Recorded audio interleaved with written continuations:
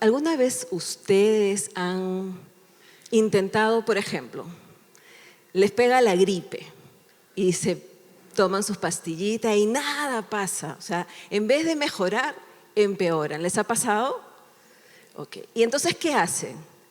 Empiezan a utilizar los menjunjes de la abuela, ¿cierto? ¿No? Que el extracto de cebolla con su ajo y que la miel, el limón, ¿no? Y empiezas a utilizar todos esos secretos de la abuela.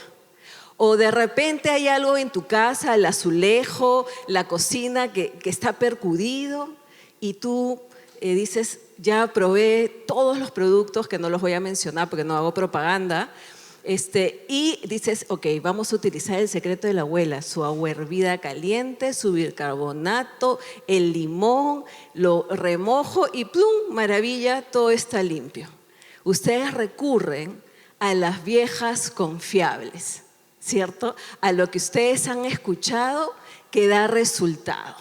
Yo recuerdo una vez que fui a la casa del pastor porque tenía que tener mi temporada de llanto. Entonces me senté en el sofá y empezamos a conversar y yo me dediqué a quejarme, realmente a quejarme, esa es la purísima verdad. Estaba agotada, ya no podía, tenía 2 trabajos, 2 hijos, 2 esposos, no, mentira, tenía 2 trabajos, tenía 2 hijos, uno tenía 6, la otra 8. Yo sentía que no me alcanzaba el tiempo, mi esposo no estaba en esta temporada conmigo, yo estaba en la casa de mis padres, que gracias que está en la casa de mis padres, pero no era lo que yo esperaba, se había alargado mucho la temporada y yo estaba que se me caía el pelo, no podía ni pensar en lo cansada y el pastor, gracias pastor, lo máximo, me escuchaba, ¿no? Y yo, ¿sabe qué, pastor? Que no tengo tiempo para nada, que no sé qué. Y encima, ¿sabe qué, pastor? Me toca orar porque no puedo llevar ni siquiera a mis hijos a la clínica. Y cuando yo lo dije, el pastor me dijo, excelente. Y yo, ¿qué dije? O sea, y me puse a pensar qué clase de cristiana soy. Miren, qué clase de cristiana soy que usé la oración como mi última opción en vez de ser la primera. Y cuando se lo dije al pastor, yo me estaba quejando porque no tenía tiempo de poder llevar a mis hijos y cuando se enfermaban oraba y Dios los sanaba y yo tenía que continuar con mi vida. Y me estaba quejando porque Dios los estaba sanando, porque yo no tenía tiempo de llevarlos. Y cuando me dijo eso el pastor, yo dije, ¿qué? Hello, ¿hay alguien acá? Una cosa así. Entonces dije, claro, la oración, la vieja confiable. Entonces la asumí. Y como les dije, mi agenda era muy cargada, no tenía tiempo y se malogra la lavadora, la vieja confiable. Padre, en el nombre de Jesús, yo te pido que no, Señor, no tengo tiempo. Y encima está en un 3er piso, ¿cómo lo bajo? ¿Cómo sube el técnico? Si me estafa, Señor, encárgate tú. La lavadora funcionó. Unos cuantos años más, unos 7 años más por lo menos, para que vean qué poderoso. Señor, el carro, o sea, yo estaba con el carro y no tenía tiempo de llevarlo al taller, ¿ya? Y yo sabía que algo pasaba en el carro, pero llevarlo al técnico y si me estafan, yo pensando, ¿no?, las cosas que me estresaban, Señor, imponiendo manos al carro. Padre, este es tu carro, por favor, Señor, hazte tu cargo, cubre las llantas, Padre, que no tengan huecos. Y dije, Señor, que aguante todo hasta que llegue Ciro y él se haga cargo, ¿no? Porque le toca, Señor, le toca. ¿Y qué creen? Mi carro no falló en esos casi 3 años. Claro, le hice su cambio de aceite, que era mi máximo esfuerzo. Y cuando mi esposo llega, creo que el carro tenía 3 clavos en cada llanta. O sea, Dios me protegió.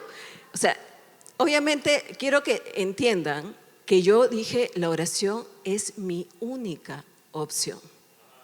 Es mi única, no ni siquiera es la mejor, es mi única opción. Y a veces los cristianos, antes de recurrir a la vieja confiable, que es la oración, Vemos de nosotros solucionarlo por nuestra parte. Vemos por aquí, nos movemos por acá como si Dios necesitara ayuda. Y al final, ya, pues ¿qué me toca? Orar, Señor, ayúdame. Cuando es lo primero. Eso es lo que yo hice. Señor, por favor, que cuando salga en tráfico, que la avenida sea como el Mar Rojo. Que yo pueda pasar. Y que cuando yo llegue haya un estacionamiento que yo me meta directo. Nada de paralelo, Señor, porque no quiero chocar. No, Señor, resérvame mi estacionamiento. Confiando, yo me sentía la consentida de Dios.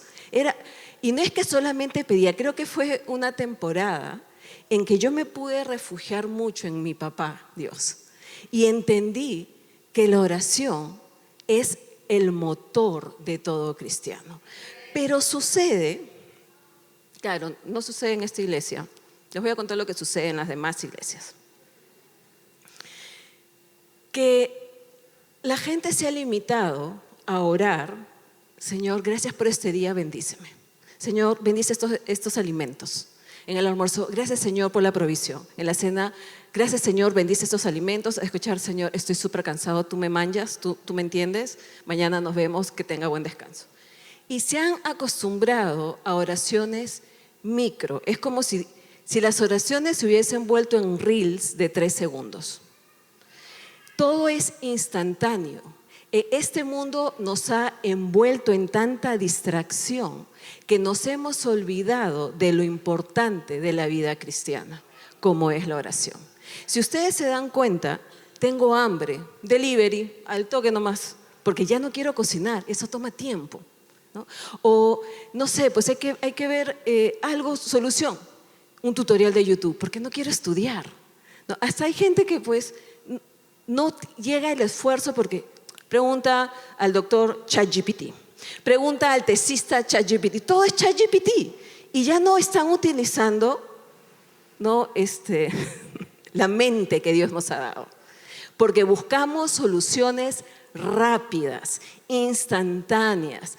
Antes hacer cancha ahora es microondas, que calienta la comida, que el tacu-tacu, que el calentado en el desayuno, no, microondas. Todo se ha vuelto así. Que necesito plata, préstamo. Que necesito, y todo lo queremos tener ya. Y no invertimos en lo que verdaderamente importa. Sucede que queremos las medallas sin el esfuerzo, las recompensas sin el trabajo. Queremos la bendición sin la obediencia. Queremos dar frutos sin el proceso. ¿De qué estamos hablando nosotros? Y a Dios le importa el proceso, porque en el proceso tú entregas el corazón, tú formas carácter, tú creces y sabes de qué estás hecho. Vamos a abrir nuestras Biblias en Daniel,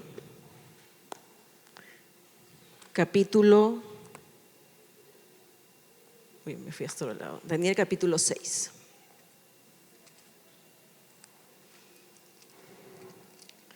Me encantaría leerlo todo, porque quiero que se metan conmigo en la historia. ¿Tienen sus Biblias físicas? Biblias, a ver sus Biblias físicas.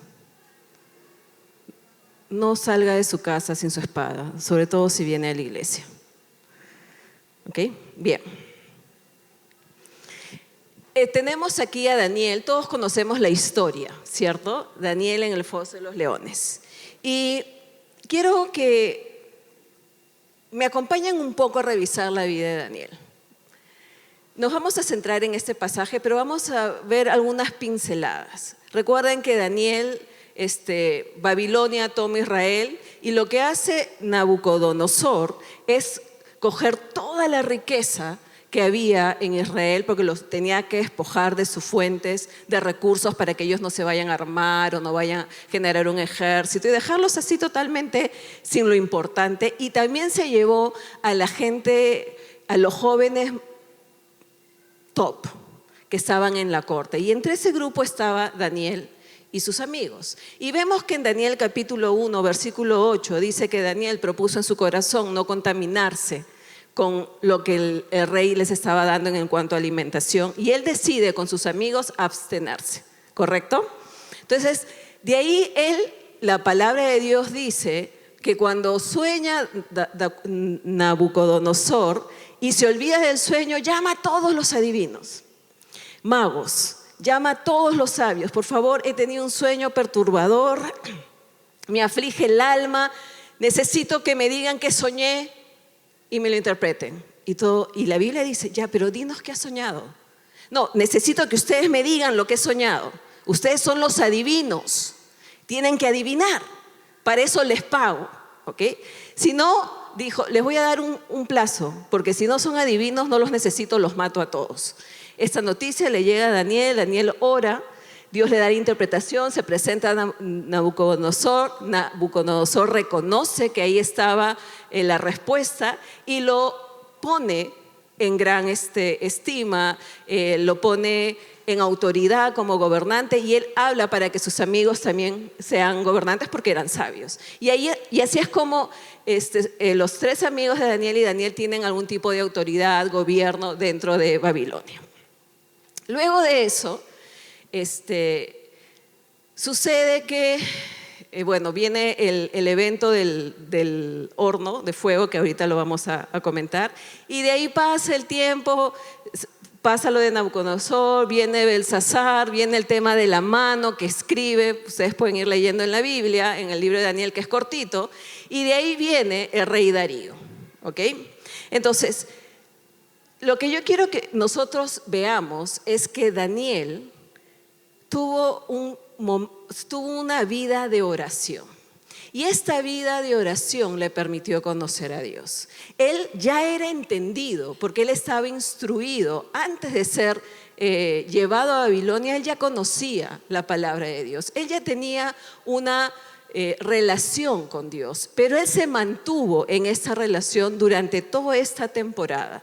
Él y sus amigos. Y yo les puedo asegurar, y además porque la Biblia lo dice, que Daniel oraba.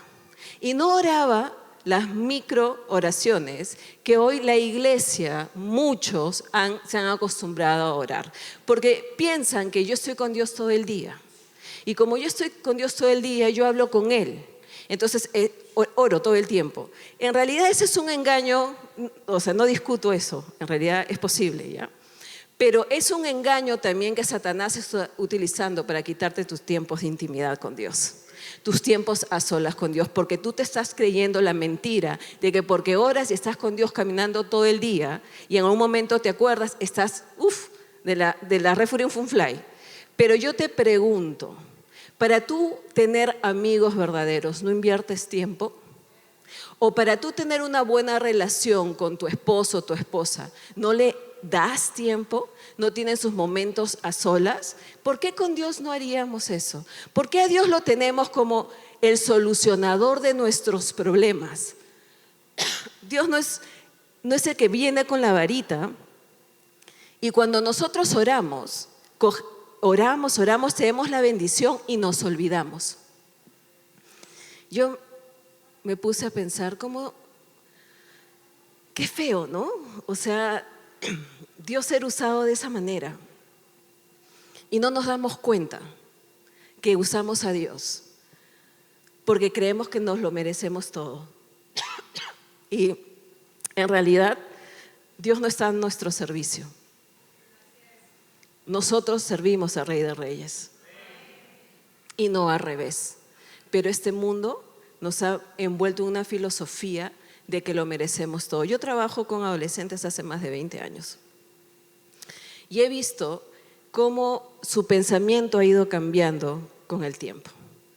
Y ellos están tan envueltos en todo el mundo. Y bueno, creo que nosotros, hace poquito que hemos sido adolescentes, también hemos tenido que luchar con el mundo, pero no como esta generación, que están con un arma en la mano, que es el celular. Y creo que así duermen. Y ya su foco de atención es así. Los niños porque también trabajo con niños que están todo el tiempo en el celular o en la tablet porque el padre se lo da para que no moleste o quede tranquilo, ya no tienen un nivel de atención. Son más los casos que tienen problemas de atención, de concentración. Y no pueden, porque tienen y ven, y si ustedes se dan cuenta, los dibujos cambian, ¿cómo se dicen? De imágenes, es esto, todo el tiempo, de cuadros, y eso altera el cerebro. Los que están metidos en videojuegos, algo sucede en el cerebro y están siendo reprogramados por Satanás. ¿En serio? Y estamos nosotros, y estoy ahorita hablando a los adultos, a los padres, a los ancianos, estamos entregando las nuevas generaciones a Satanás sin pelear. Y después, ¿qué nos vamos a quejar? Si nosotros no hemos puesto límites, si nosotros dejamos que las cosas sucedan, en vez de ser esa voz, esa piedra, ese estorbo que los encamina a lo correcto. Pero no, hoy por hoy muchos padres tienen temor de disciplinar. No, es que va a crecer con traumas.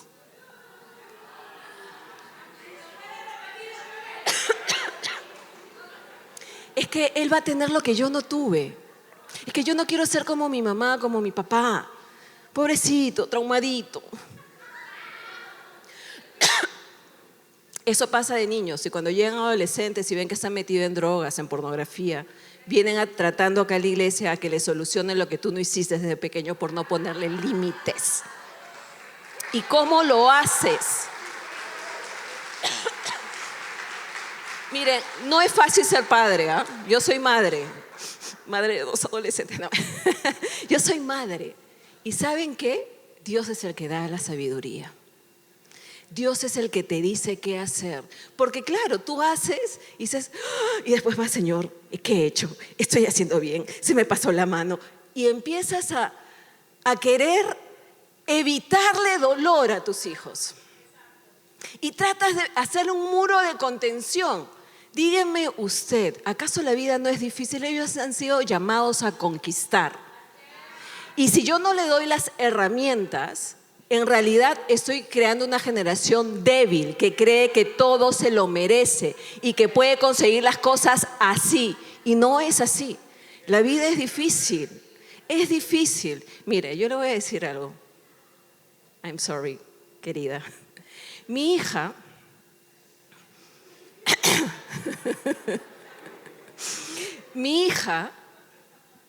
entró a practicar un deporte y sigue practicando este deporte.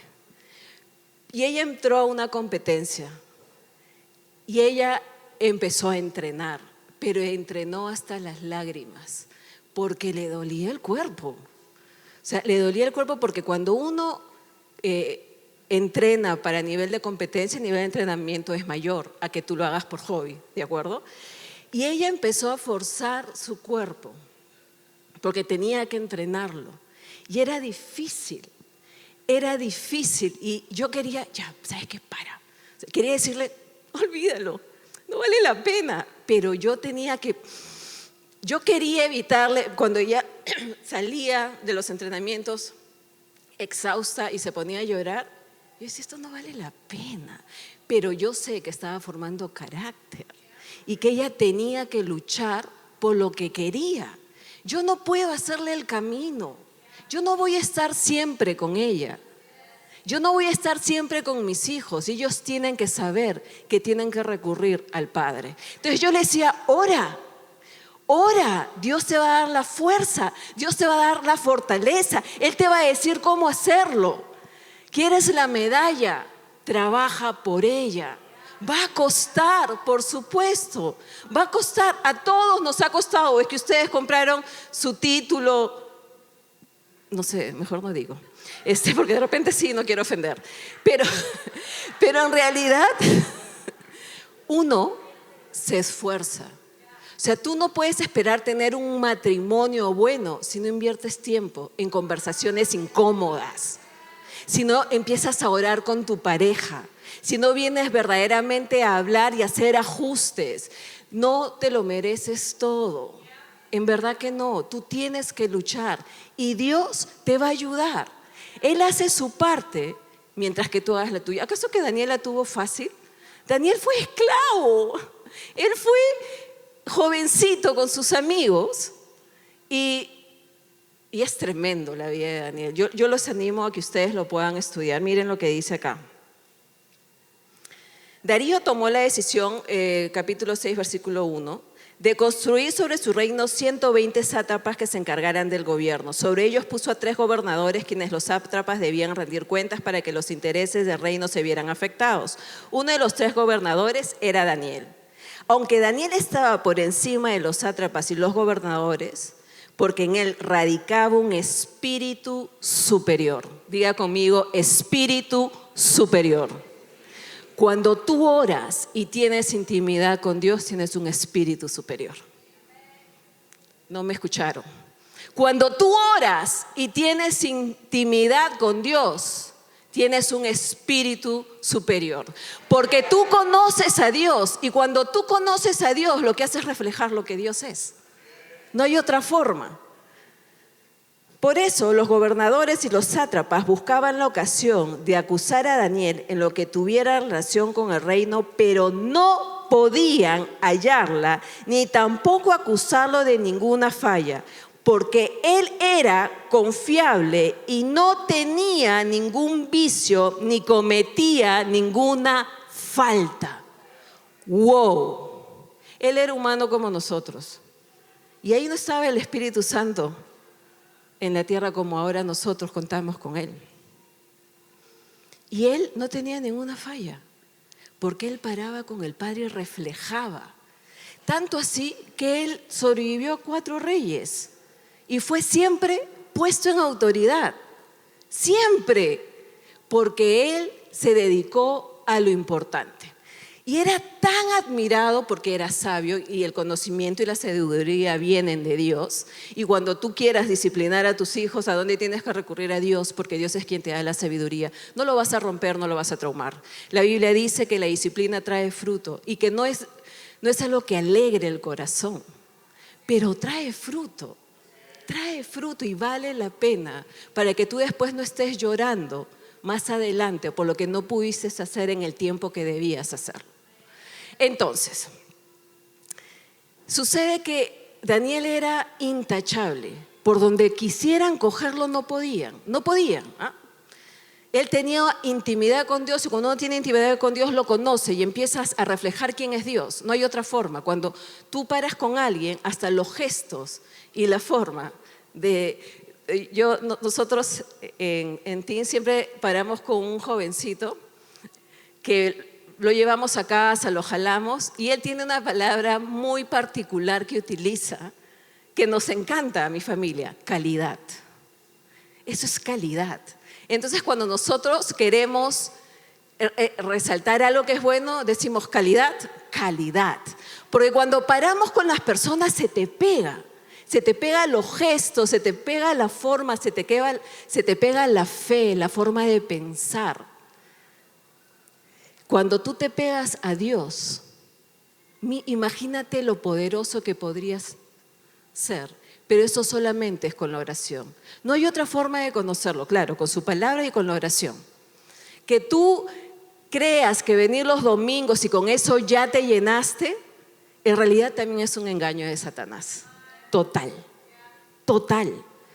Un verdadero cristiano tiene una vida de oración y de lectura de la palabra. Si no, ¿en quién estamos creyendo? O sea, ¿estamos en un club social o estamos practicando religión y no relación? Porque cuando tú dices amar a Dios, Cristo te amo, tú inviertes tiempo en la persona que tú amas. De todas maneras, entonces no puedes decir que amas a Dios si solamente le entregas 10 segundos al día agradeciéndole por los alimentos.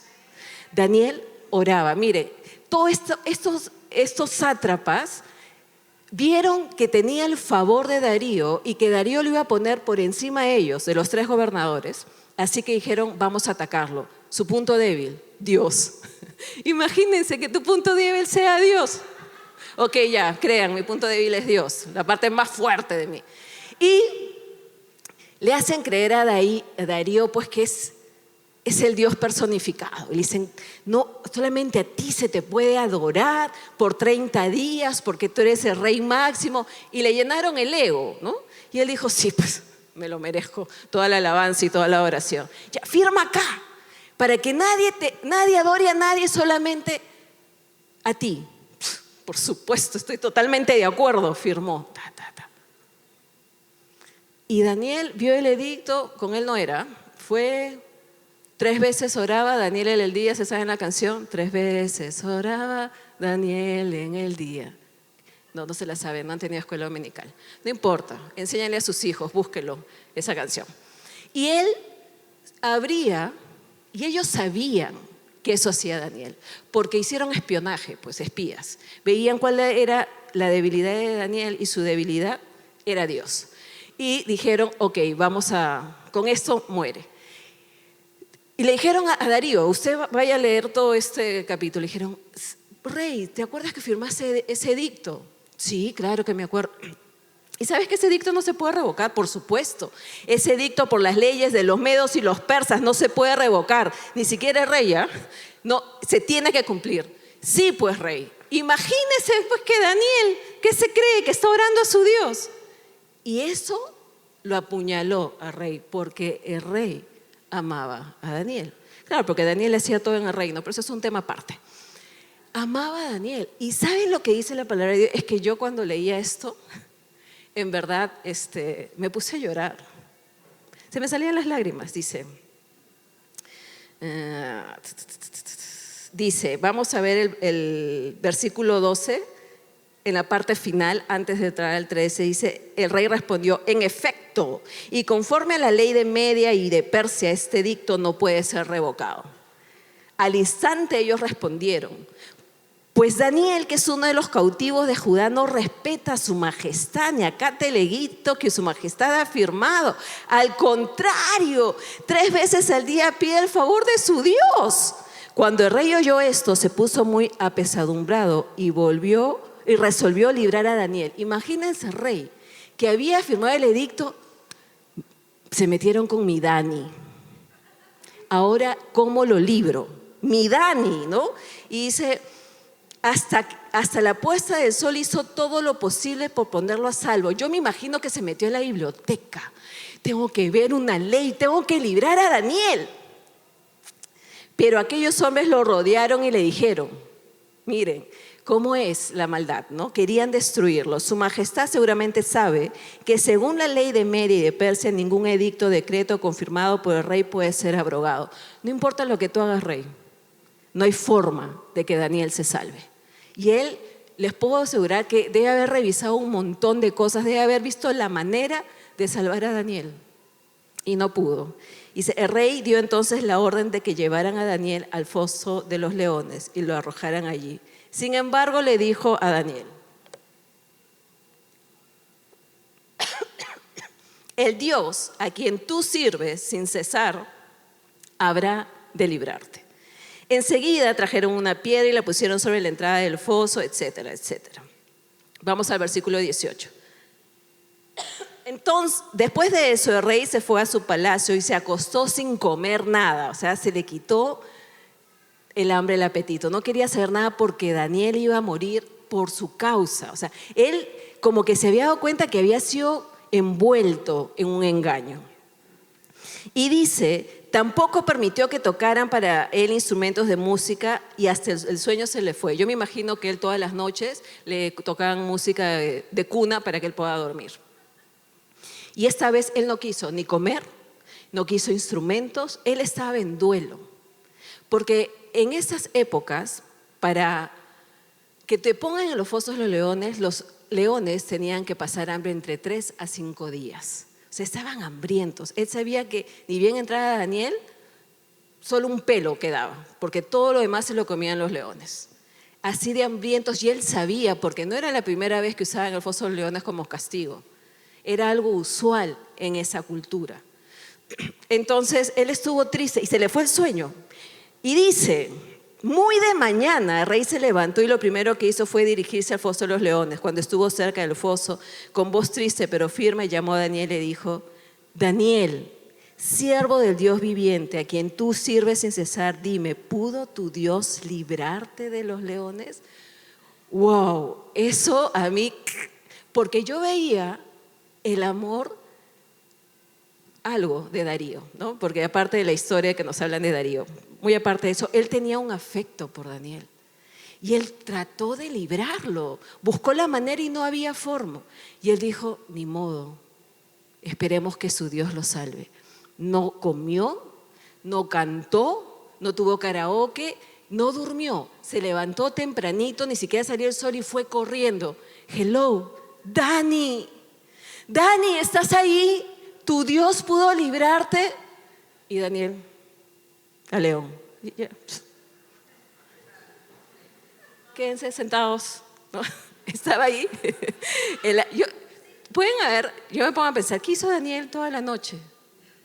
Alabar a Dios.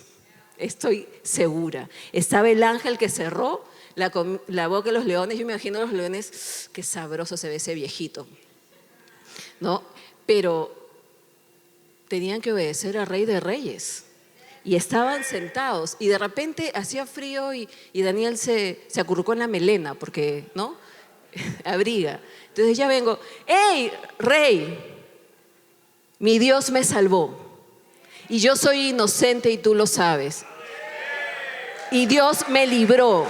Y en el foso de los leones, en el momento más difícil, es que, ¿y por qué él se libró de esto? O sea, miren, cuando sucede esto y vamos ahí, a Daniel. Vamos a Daniel capítulo 3, por favor. Están los amigos que no se arrodillaron ante el rey Nabucodonosor, ¿de acuerdo? Disculpen si no me sale la palabra Nabu, ¿ya? Para todos. Ante el rey Nabu no se quiso y los señalaron y los llama, porque ya los conocía. Él les había puesto en cargo de autoridad. Hey chicos, Sadrac, Mesach y Abednego, Azarías, Ananías y Misael. ¿Qué pasa, papitos lindos? ¿Por qué cuando sueña la zampoña, la quena, bueno, y todos los instrumentos que se mencionan, que es ya pues, les estaba dando la oportunidad? Miren, ya sabía él que no se habían arrodillado, pero los llama, les voy a dar la oportunidad para que delante de mí se arrodillen. ¿Y qué dijeron ellos? De esto no tenemos que hablar, porque los principios de Dios no se negocian.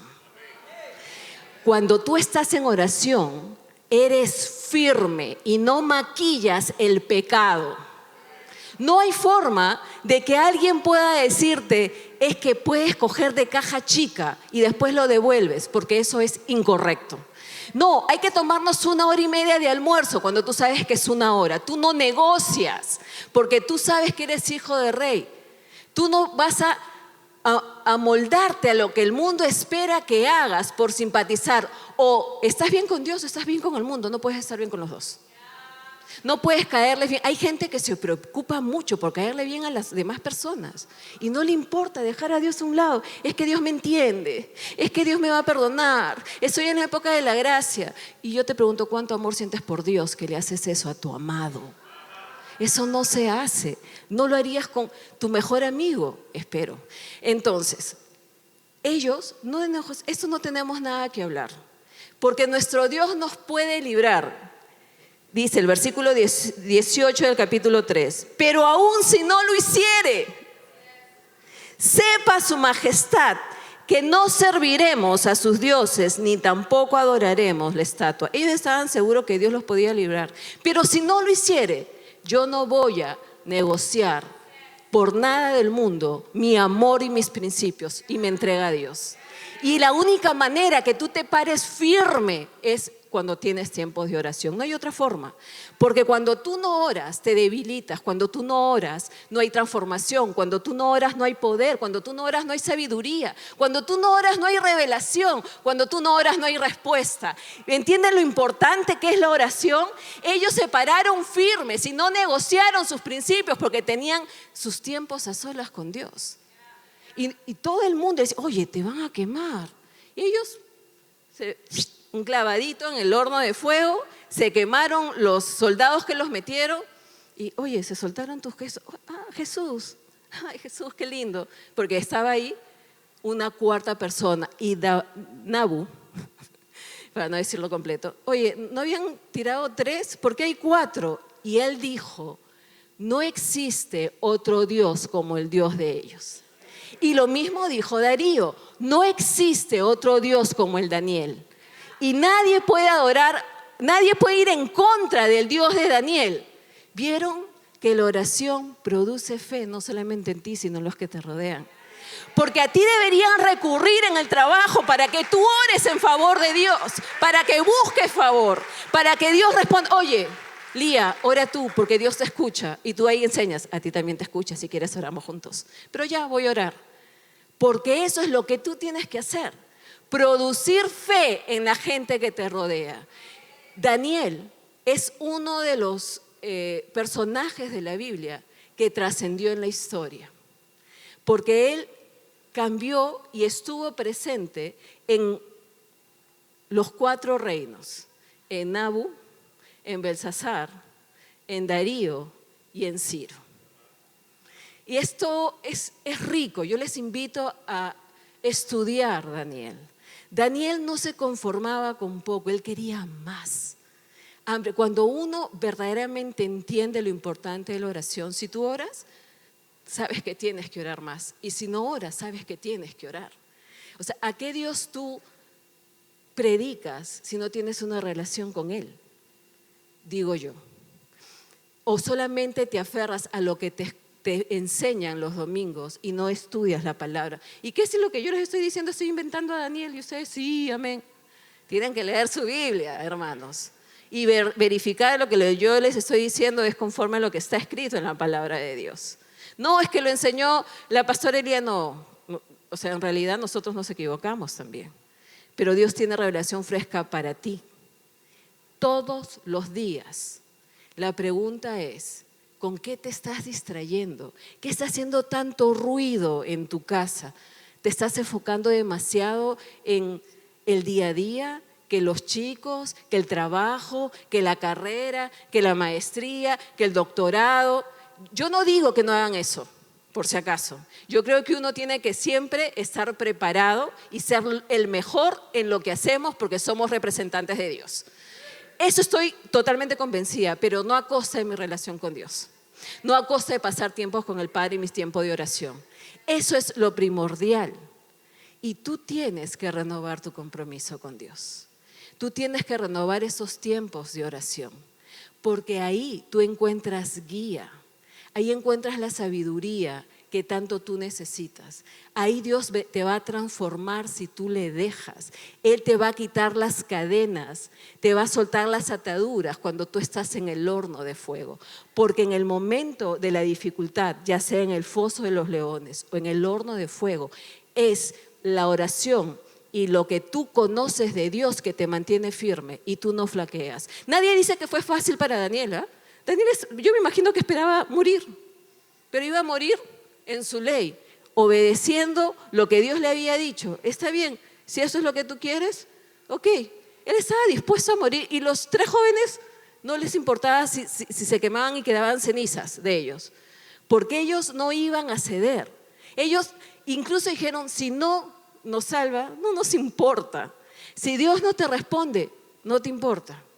Si Dios no ves tú la oración, no te importa. La gente no ora porque espera respuestas así y no quiere perseverar. Ya les digo, todo necesita trabajo y tu relación con Dios necesita también de tu tiempo. Tú dices, es que oré y Dios no me respondió. Ya oraste 3 días y ya quieres abandonar. Hablemos de años de oración, pero Dios siempre responde porque Dios es fiel.